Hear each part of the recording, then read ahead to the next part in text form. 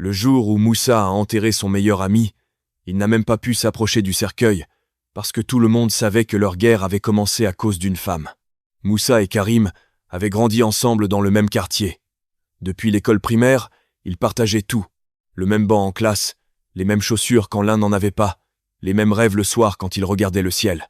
On disait souvent qu'ils étaient comme deux frères. Si quelqu'un touchait à l'un, l'autre arrivait tout de suite.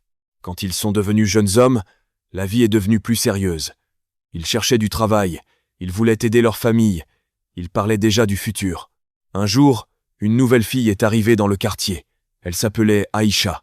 Elle était belle, mais surtout elle était gentille. Elle parlait doucement, elle souriait beaucoup. Sans le savoir, elle a changé leur vie. Moussa est tombé amoureux en premier. Il parlait d'elle tout le temps à Karim. Il disait qu'il voulait la demander en mariage un jour. Karim écoutait, mais dans son cœur, il sentait aussi quelque chose pour elle. Au début, il a essayé d'oublier. Il se disait « C'est la femme de mon frère, je dois respecter ça ». Mais plus le temps passait, plus son cœur devenait lourd. Un jour, Aïcha a commencé à parler plus souvent avec Karim. Ce n'était pas mauvais, ils riaient juste ensemble. Mais dans le quartier, les gens ont commencé à parler. Les rumeurs sont arrivées jusqu'à Moussa. Il a demandé à son ami si c'était vrai. Karim a juré que non, qu'il ne ferait jamais ça. Mais le doute était déjà entré dans le cœur de Moussa. Les regards ont changé. Les silences sont devenus longs. Les blagues ont disparu.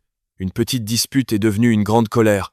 Des mots durs ont été dits, des mots qui blessent plus que des coups. Moussa a crié qu'il avait été trahi. Karim, blessé, a répondu qu'il n'avait rien volé, que l'amour ne se commande pas. À partir de ce jour, ils ne se sont plus parlé. Quelques mois plus tard, une nuit, Karim rentrait seul à la maison. Il pleuvait fort. La route était sombre. Il marchait vite, la tête pleine de tristesse. Un camion est arrivé trop vite.